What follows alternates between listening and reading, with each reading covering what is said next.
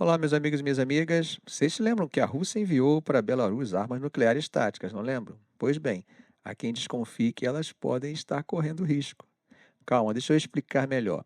A Rússia fez um alerta sério tanto ao Ocidente quanto à Ucrânia, deixando claro que as consequências serão desastrosas se Kiev tentar qualquer ação militar contra Belarus, que, como sabemos, é um aliado próximo de Moscou.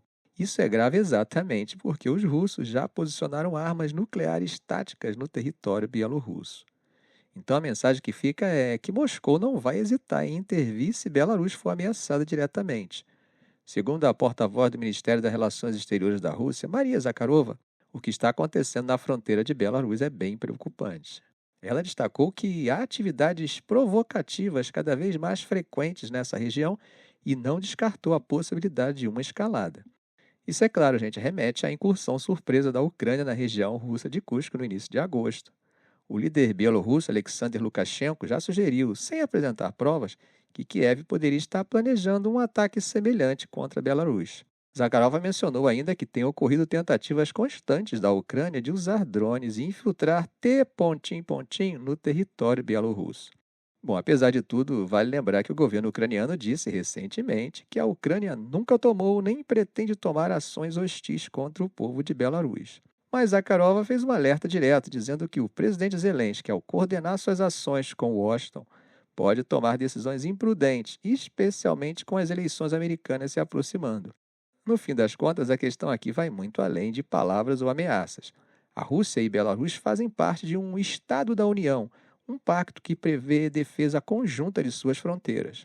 Além disso, há uma força militar regional já posicionada em Belarus junto com as armas nucleares russas. Se qualquer movimento agressivo for feito contra Minsk, as consequências, segundo Zakharova, serão desastrosas não só para a Ucrânia, mas também para os seus aliados. Bom, gente, por falar em Washington, Zelensky não para de falar de seu misterioso plano para deixar a Rússia de joelhos ansiando por negociações de paz. O presidente ucraniano deixou bem claro que o plano de vitória da Ucrânia contra a Rússia depende de ações imediatas dos seus aliados, principalmente neste ano. Durante a visita da presidente da Comissão Europeia, Ursula von der Leyen, Zelensky mencionou que a Ucrânia pretende usar um empréstimo bilionário proposto pela União Europeia para reforçar suas defesas aéreas, energia e comprar armamento de produção nacional. Mas Zelensky também destacou algo essencial: a importância do presidente dos Estados Unidos, Joe Biden, nesse plano. Segundo ele, muitos dos pontos mais críticos da estratégia ucraniana dependem diretamente das decisões de Biden. E não é à toa que Zelensky está com uma viagem marcada para os Estados Unidos na próxima semana, onde essa discussão vai acontecer. E aí, tá ficando curioso? O que você acha que o Zelensky vai tirar da cartola? Bom, o que sabemos até o momento é que Zelensky não tem revelado muitos detalhes sobre o conteúdo desse plano, mas ele já deixou claro que o objetivo é criar condições aceitáveis para a Ucrânia. E o tempo é curto, né? Segundo Zelensky, as decisões que fazem parte desse plano precisam ser tomadas entre outubro e dezembro desse ano. Ele foi enfático ao dizer que não se pode permitir mais atrasos. A mensagem é clara: a Ucrânia está numa corrida contra o tempo e depende da velocidade com que os seus aliados, principalmente os Estados Unidos, respondem às suas necessidades. Segundo ele, isso não só envolve a continuidade do apoio militar, mas também a capacidade de Kiev de resistir às ofensivas russas e de se preparar para uma eventual fase de negociações ou, quem sabe, de pressão militar definitiva contra Moscou.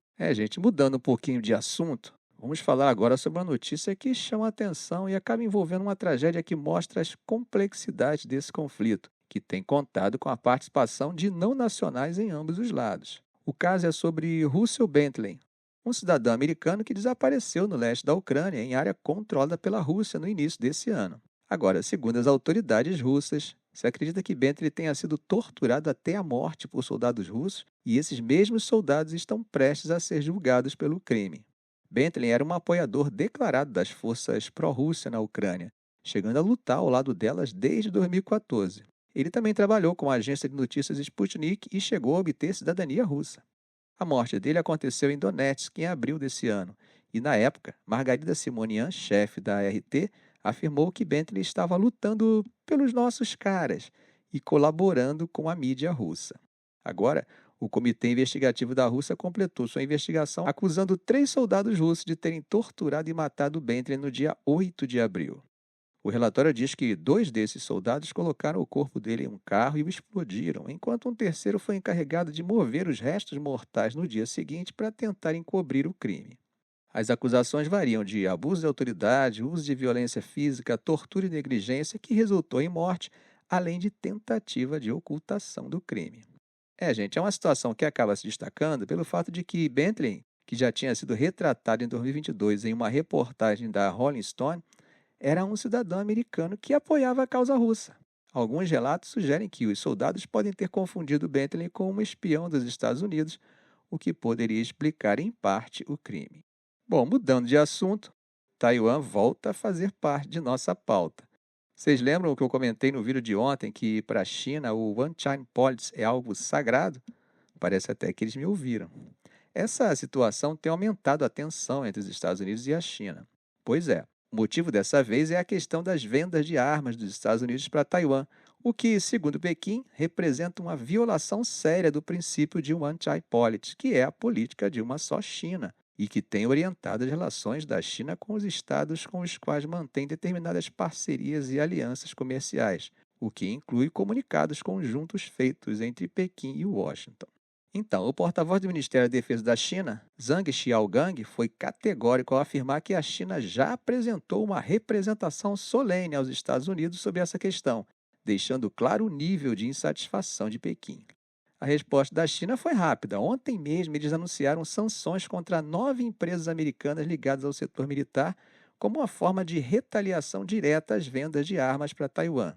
Essa ação mostra que a China está disposta a elevar a pressão sobre os Estados Unidos e sinaliza que as tensões no Estreito de Taiwan, uma área como vocês sabem é bem sensível, podem continuar a crescer. Para Pequim, qualquer movimento que envolva o fornecimento de armas a Taiwan é visto como um desafio direto à sua soberania, uma vez que a China considera a ilha parte inseparável de seu território. Esse princípio que eu comentei, o One China Policy, é a base da política externa chinesa há décadas, e qualquer violação, é claro, é encarada como uma provocação grave. Do lado americano, essas vendas de armas são vistas como parte do compromisso de garantir que Taiwan tem os meios necessários para se defender, mas, ao mesmo tempo, esse apoio militar acaba colocando mais pressão sobre uma relação que, como sabemos, já é bem complexa e cheia de disputas. E olha que não é só em termos militares, mas também econômicos e geopolíticos. Meus amigos, atravessando o Mediterrâneo, a gente está assistindo uma escalada séria no conflito entre Israel e o Hezbollah. Ontem, Israel realizou um ataque aéreo nos subúrbios do sul de Beirute, matando Akil, um dos principais comandantes militares do Hezbollah. Ele atuava como comandante interino da força de elite Radwan e morreu junto com outros membros importantes do grupo enquanto participavam de uma reunião.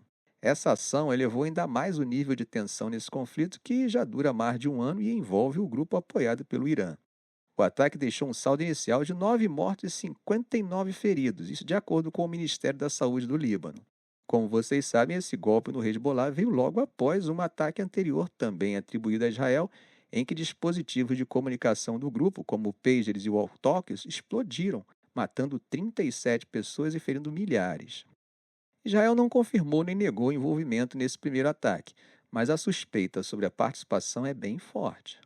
Equipes de resgate ainda estão trabalhando para encontrar pessoas sob os escombros de 2 prédios atingidos no bombardeio de sexta-feira. A própria Defesa Civil libanesa relatou que ainda há buscas em andamento. E essa foi a segunda vez em menos de 2 meses que Israel realizou um ataque contra um comandante de alto escalão do Hezbollah em Beirute. Como vocês lembram, em julho, Israel já havia matado o Fuad Suk, outro líder militar importante do grupo. Akil não era um nome desconhecido. Ele tinha uma recompensa de 7 milhões de dólares oferecida pelos Estados Unidos por sua ligação com o ataque mortal de 1983 contra fuzileiros navais americanos no Líbano, conforme consta no site do Departamento de Estado dos Estados Unidos. O Hezbollah não deixou barato. Em retaliação ao ataque, o grupo lançou foguetes Katyusha contra o que chamaram de quartel de inteligência no norte de Israel, uma instalação que eles acusam de ser responsável por assassinatos. A mídia israelense relatou um intenso bombardeio de foguetes na região norte do país logo após o ataque a Beirute. Sinais de alerta soaram no norte de Israel e, em meio a essa escalada, John Kirby, porta-voz de Segurança Nacional dos Estados Unidos, disse que não havia sido informado previamente sobre o ataque israelense. Ele também aconselhou fortemente que os americanos evitem viajar para o Líbano e que aqueles que já estão no país devem considerar deixá-lo o quanto antes. A situação, claro, está se agravando rapidamente. A região fronteiriça, conhecida como a Linha Azul, está sob uma vigilância bem intensa. Hoje, sexta-feira, testemunhas relataram ter ouvido o som de jatos sobrevoando Beirute por volta do momento do ataque, e uma coluna de fumaça foi vista subindo da área bombardeada. No comunicado oficial, as Forças de Defesa de Israel, IDF, confirmaram que o ataque foi direcionado e mirava um objetivo específico em Beirute. Apesar disso, o exército israelense não deu mais detalhes sobre a operação. Imagens capturadas no local mostram edifícios gravemente danificados e carros completamente queimados e destruídos nas ruas. O que nós estamos vendo é um conflito que se intensificou bastante nos últimos dias. Só na quinta-feira, o exército israelense realizou os ataques aéreos mais intensos no sul do Líbano desde que essa nova fase de conflito começou quase um ano atrás. Esse conflito entre Israel e Hezbollah já é o mais grave desde a guerra de 2006, e as consequências estão sendo sentidas em ambos os lados da fronteira. Dezenas de milhares de pessoas já tiveram que deixar suas casas, tanto no Líbano quanto em Israel. E embora a maior parte da violência esteja concentrada nas áreas próximas à fronteira, há um temor que agora essa escalada acabe se espalhando ainda mais, tornando o conflito ainda mais difícil de controlar. O chefe do Estado-Maior do Exército de Israel, general Herzi Halevi, se reuniu com o comandante do Comando Norte e outros líderes militares hoje para discutir a situação. A tensão é tão alta que o primeiro-ministro israelense Benjamin Netanyahu decidiu adiar sua viagem para a Assembleia Geral das Nações Unidas em Nova York. Ele agora deve chegar aos Estados Unidos com um dia de atraso, na quarta-feira, para monitorar de perto os desdobramentos desse confronto. Por outro lado, como não podia deixar de ser, o Irã também se pronunciou, com sua embaixada no Líbano condenando fortemente o que chamaram de loucura israelense. O governo iraniano criticou o ataque a áreas residenciais em Beirute, dizendo que Israel cruzou todos os limites ao alvejar civis. O que fica claro que Irã, que apoia diretamente o Hezbollah, também está acompanhando de perto essa escalada. Ficamos por aqui. Se esse vídeo foi útil para você, faça um comentário, compartilhe em suas redes sociais, dê um like.